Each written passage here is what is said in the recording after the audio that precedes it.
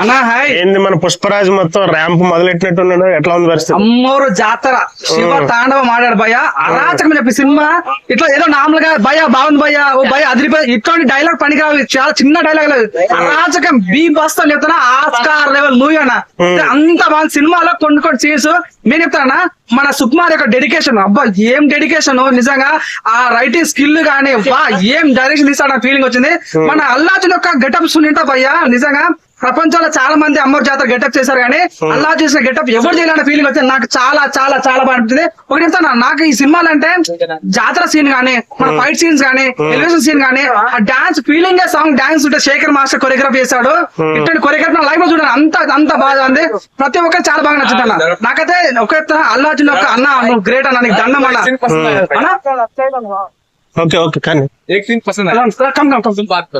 నిజం ఒక్కటన్నా, మన అల్లాజున్ ఒక గెటప్ ఉంటుంది భయ్య జాతర సీన్ లో, అంటే ఒక ఎమోషన్ సీన్ అంటే ఏడుస్తాడు అనమాట. అల్లాజున్ సహజంగా ఏడిపించేసా సినిమా అది, కానీ ఇక్కడ మాస్ ఫైట్ సీన్ ఉంటుంది భయ్య.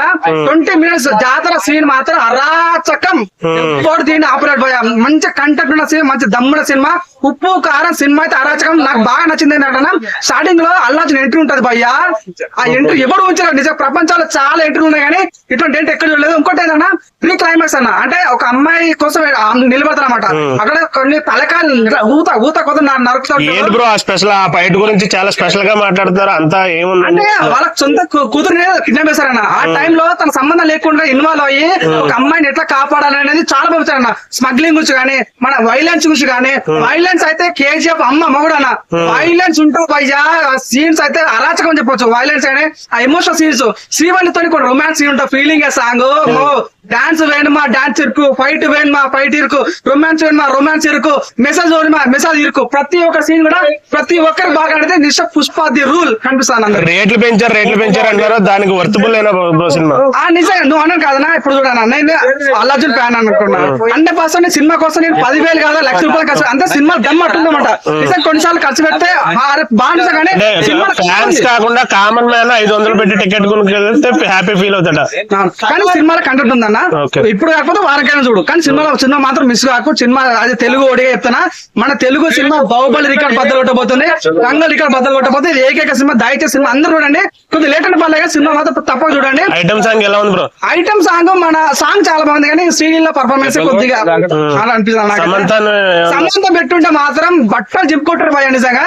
శ్రీలీల మాత్రం ఓకే అలా ఫీలింగ్ వచ్చి, కానీ సంబంధం పెట్టుంటే మాత్రం లేచిపోయింది.